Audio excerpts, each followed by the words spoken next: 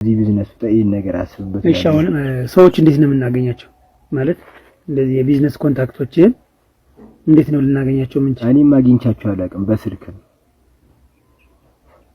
እኔ ማግኝቻቸው ለማን እንደሆነ እና እንዴት ነው ዲሊቨር የምታደርጋቸው ህፃናቶች? ያው መኪኖች ይመጣሉ ሊቀበሉ ምናምን በመኪና ራይድ ነው ራይድ ሳይሆን ይመጣሉ። የግል መኪና ማለት የግል መኪናዎች አይደለም፣ በእነሱንም ማቀበላችሁ በስልክ ተደዋውለን እንጂ እኔ ማግኝቻቸው አላውቅም። እሺ ምን ስንት ሰዓት ነው የምታቀበላቸው? ስንት ሰዓት አመሻሽቶ ወደ ከመሸ በኋላ ህዝብ ማን መንገድ ጸጥ ሲል በዛ ሰዓት ነው አንድ አፍታ ብቻ መስጣቸው። ልጅ አስመስላ ወጣት ተጣጣቻለ። አዎ በጣም ህፃናት የሆኑት ነው እንደዛ የምታደርግ?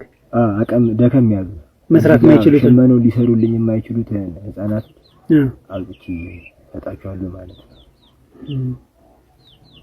እንደነገርከኝ ብዙ አመት ነው እንግዲህ በዚህ ስራ ውስጥ? ነገርኩ በጣም ብዙ አመት ነገርከኝ። ምን ያክል ህፃናቶች እንደዚህ ያደርጋል? ቢያንስ የተወሰኑ ከ80 ያላነሱ ልጆች አስረክብላችኋል። የተወሰኑ ደግሞ እንደነገርኩ አይኖቻቸውን እንትን ካልኩ በኋላ ተመልሰው መጥተዋል። ልመና እየሰሩ ነው።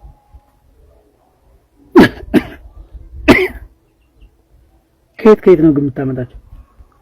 ከብዙ ቦታ ነው የማመጣቸው። መንገድ ላይ ከትምህርት ቤት ሲመለሱ ከክፍለ ሀገር ከገጠሮች ምናምን እየገቡ ነው ይሄንን እንሰበስባቸው።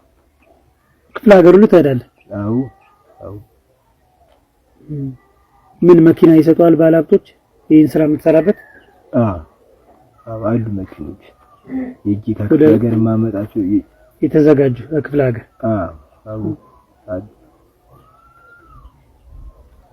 ግን አሳስቦ ያውቅም ስለሚሞቱት ህፃናት። አሁን በሽመና ሙያስ ምን ያክል አብቅተሃል?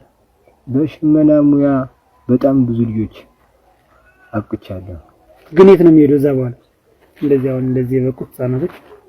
የተወሰኑ ከኔ ጋራ ይሄን ነገር ወደዚህ ሙያ ይገባሉ። የተወሰኑት ደግሞ ሞተዋል በብዛት ከሽመና በኋላ የሆነ ሰዓት ያቀማቸው እንትን ሲል እነሱም ይሸጣሉ እንጂ ምንም ከወጡ አለ አይደለ ወደ ማህበረሰቡ ሲወጡ ያለውን ነገር እዚህ ጋር ያዩትን ነገር እንዳይናገሩ ምናምን በሚል በጣም ብዙ ልጆችን እናጠፋቸዋለን። ያው ብዙ ልጆች ጠፍተዋል።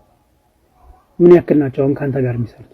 ከኔ ጋር የሚሰሩት 10 ምናምን አካባቢ ነው። እንደዚህ የምትቀበሉ ህፃናቶች? አዎ። እዚህ አዲስ አበባ ውስጥ ናቸው? አዲስ አበባ ውስጥ ከክፍለ ሀገርም አሉ። ምክንያቱም እዚህ ያሉት ከክፍለ ሀገር ያሉት የተወሰኑ ልጆችን ይሰበስቡ ከክፍለ ሀገሩም አሉ። አዲስ አበባ ውስጥም ከክፍለ ሀገሩም በየቦታው ብዙ ሰዎች